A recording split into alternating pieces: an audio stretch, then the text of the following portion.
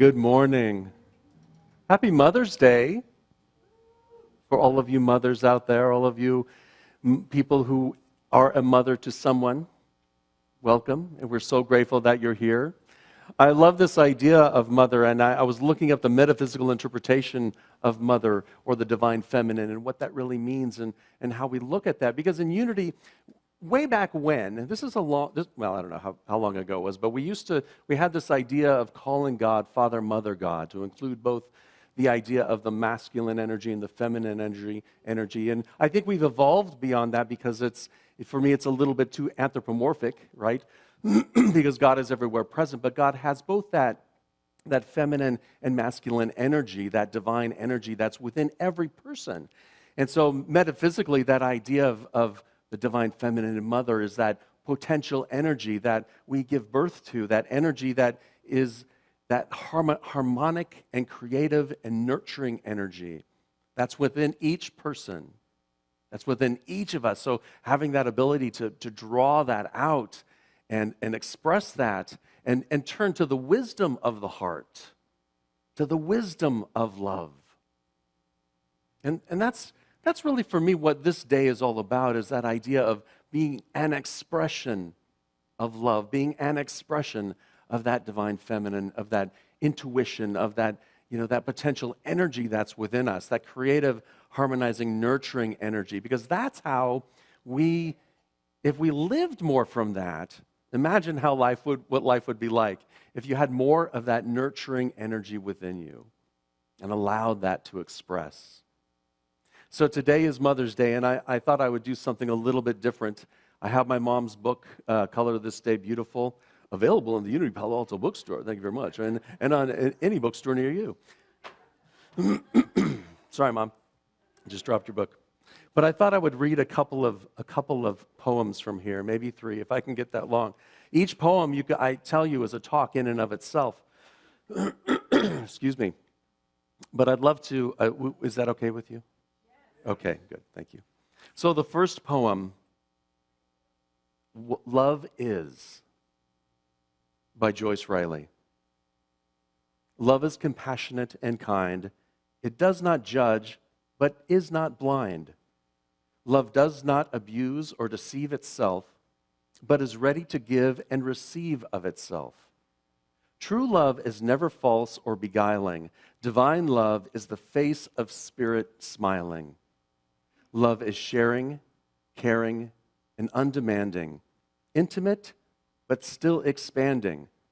Divine love sees all, with no fault to find, is infinite yet undefined. Love can't be moved or stayed by force. Within, around, below, above, all is God, and God is love. Thank you. Thank you for saying that, yeah. Thank you, Mom, for that poem. So let's just breathe into this lesson for us here today. I want to start at the end, start with that last line. That last line that says, all is God and God is love. God is love. Of all of the attributes and nature of this thing which is the allness of life, love, and wisdom that we can't really define, love is one of those expressions that helps us define it. And when we're so used to and so connected with that idea of love. Now, love goes beyond understanding, although in our human consciousness, we have this idea of love as being an attraction, perhaps, or love as being, something that when two people hold a romantic experience. That's all. Those are all aspects of it. But love is so much more than that. Love is the harmonizing energy. I remember Dr. Maya Angelou once, when she was asked by Oprah, "What's your favorite word?" Love. And then she went on to talk about love. I don't know, I'm not sure, but I think it's the energy that holds the stars in the firmament. I'm not sure, but it's that energy that creates the birds and the fleas and me. It's that loving energy, that creative energy that flows through us. That expression of love is what we're here to experience. Now, when you think of it, and God is love, and and love is all there is, perhaps you might come to. What comes up often in our human experiences, our neighbors, the neighbors in our consciousness, the yeah-buts. Anybody know the yeah-buts? Yeah, but, what about this? Or the neighbors across the street, hey, wait a minute. Hold on just one second. Because I didn't choose this. This isn't a loving expression in my life. If God is love, how can all of these things that are happening in the world today be happening? How can the atrocities that are happening in the Ukraine be happening? How can the hunger that's happening in our own country be happening? And it's these yeah-buts that take us away as personalities, as egos, from that allness of life, love, and wisdom. So if we came back to that idea of love, that harmonizing energy, that creative energy that flows from us, that's birthed through us. I spoke a little bit about this idea when I was talking about sin a couple of weeks ago. And sins, that's not a word that you hear very often in Unity, but we have a very specific definition to it, right? It's not the sin that you grew up with in other traditions. It is the idea of simply forgetting, losing track of that concept that God is love and God is in you, and you are love, and you are that expression of love. Sin is simply a missing of the mark of that truth. And it's a thinking that we're all separate. It's a thinking, going over to the yeah-buts and saying, hey, my gosh, did you hear what happened today? And having that conversation, right? It's getting distracted from that. Now, after I said that, someone wrote a comment that said, they would like me to talk about sin as being a lack of love, as it teaches in the Course in Miracles. And I went back to the Course in Miracles and went through it again because I don't think that's quite the right interpretation.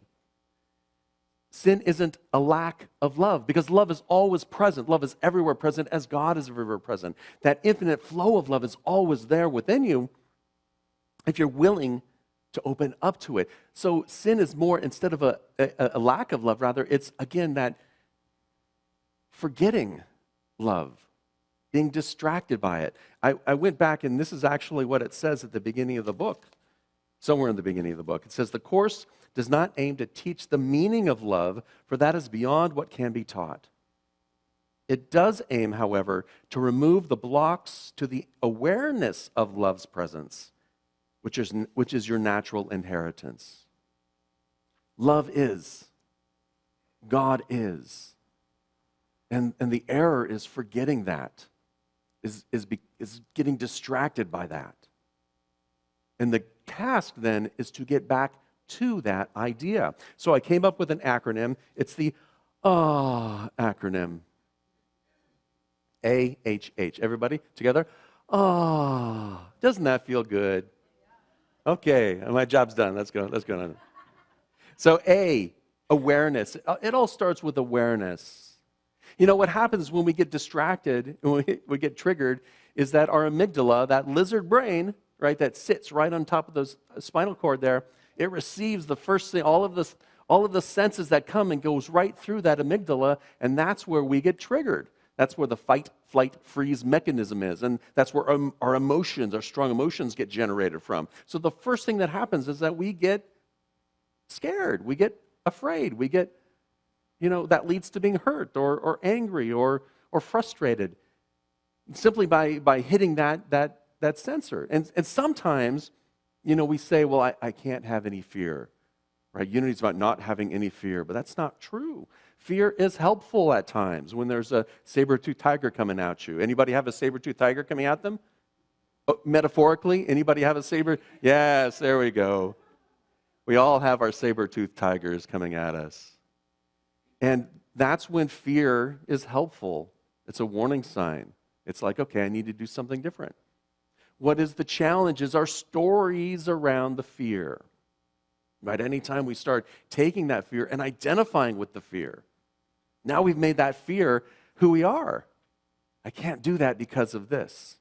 And fear stops us to express that divine energy. It stops us from creating that harmonizing energy is just stopped in its tracks because of that mountain of fear that we put into there. That's natural for a human being in thousands and thousands of years of evolution.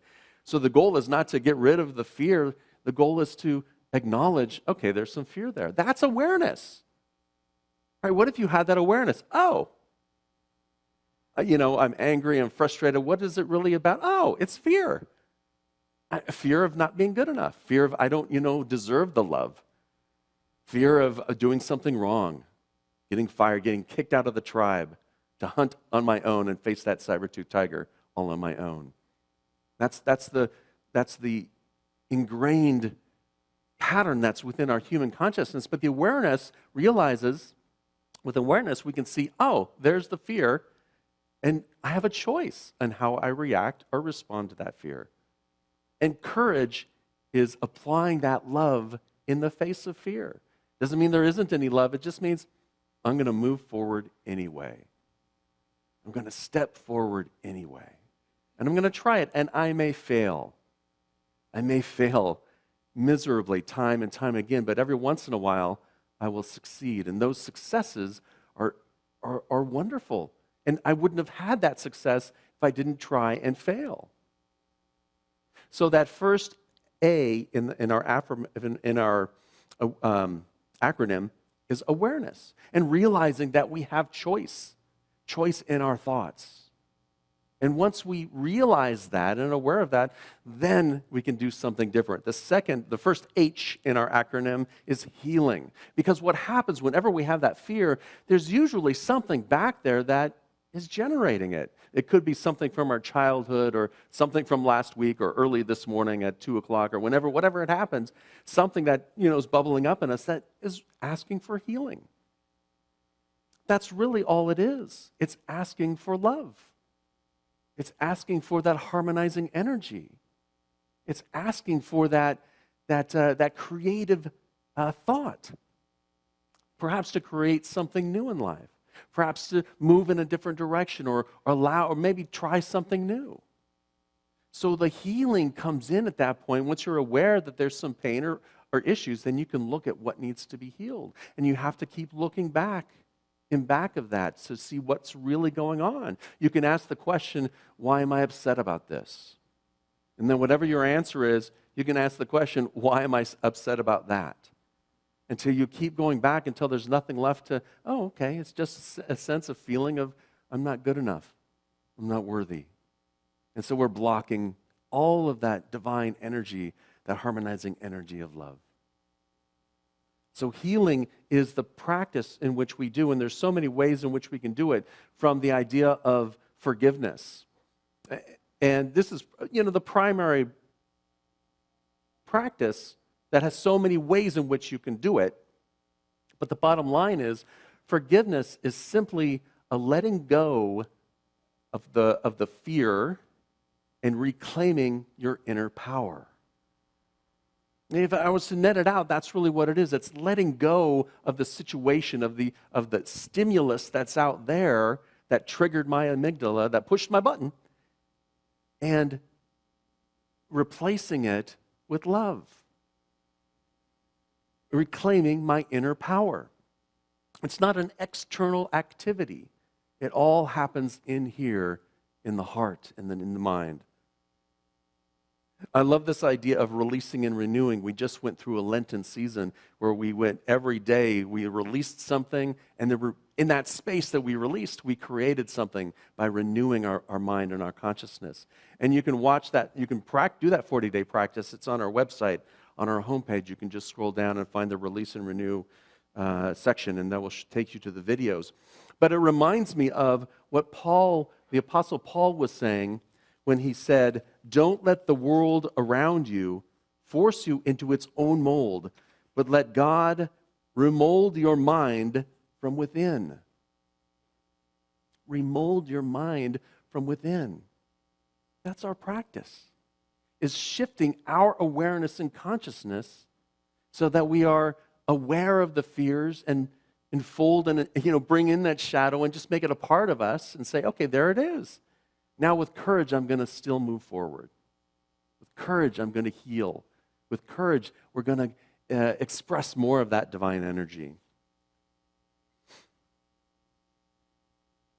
Eric Butterworth talked about this in one of his lectures, and he said, I don't want to lose my place, I got too many things. This idea of remolding your mind, this is to awaken the divine feminine, the wisdom to believe the heart. You are intended to be not just a reflector, but an innovator.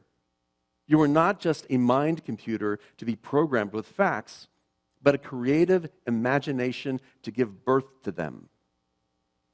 That idea that we are here to express that creative harmonic energy. And I think, I was listening to a podcast the other day where a marketeer was talking about the idea to marketers, right, to people in marketing school or at a university taking an art degree.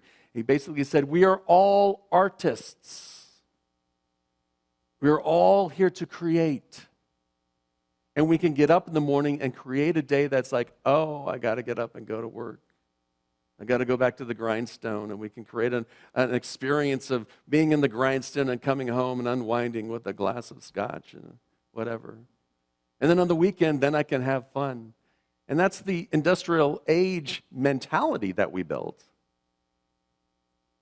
But that's a choice. And our choice can be, I'm going to come in, go to work, and be creative. I'm going to go to work and find new ways to express love, to express harmony, to express the wisdom of my heart, even in the face of all of those yeah buts, even in the face of all of that. It's coming, so the second H is harmonizing, and it's coming from your higher self. And for that, I'd like to read a poem, the second poem by my mom, called A Change to Love. Let me get to that one. A Change to Love by Joyce Riley.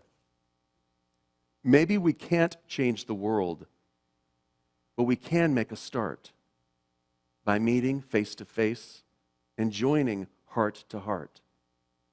Maybe we can't change each other, but this I know is true. I can change myself just by loving you. See, our practice isn't to change the other person. It's to love the other person. It's to send that harmony to another person. It's to hold and see that divine consciousness in another person, even when they're being knuckleheads. And that's okay. That's okay to say. It's spiritual. Spiritual knuckleheads. In the face of all of that is to create that harmony within you, because that is what changes the world. When we raise our consciousness, we raise the consciousness of the planet. We raise the consciousness of the whole. So my job is not to change you here on the platform. I'm giving you some thoughts. Your job is to change yourself. My job is simply to love, to send love to people. So try this week. I was working on this last couple of weeks. My job is just to love, right? When the kids, forget to take the dishes out of their room. I know there's dishes in their room. My son woke up in the morning and there was chocolate all over his clothes and his sheets. He was eating power berries, those blueberries wrapped in chocolate. They were so good, I know. I know that's not what he said, but that's okay. And that power, he fell asleep and there was a power berry loose in the bed, and he woke up this morning, I can't believe this. So he's like, I guess I shouldn't fall asleep. I said, well, maybe you shouldn't eat in your room. No, that's fine. Maybe I shouldn't eat in your bed. No, I've eaten them. All right. Maybe you should put it back in the cabinet before you go to sleep. I don't know, but he needs to take care of that. He's old enough to understand that, right? My job is just to love. And loving isn't blind, right? So loving may be giving him sound advice. And again, it's up to him to take that advice. My job is just to love. When you start getting frustrated with somebody, when there's an argument starting to brew, remember, my job is just to love. So it doesn't mean I have to be affectionate, right? It doesn't mean I'm going to go up and hug the people that are mean to me or throwing rocks at me, because love is not blind. Love is not a doormat. I love Catherine Ponder's book, The Prospering Power of Love.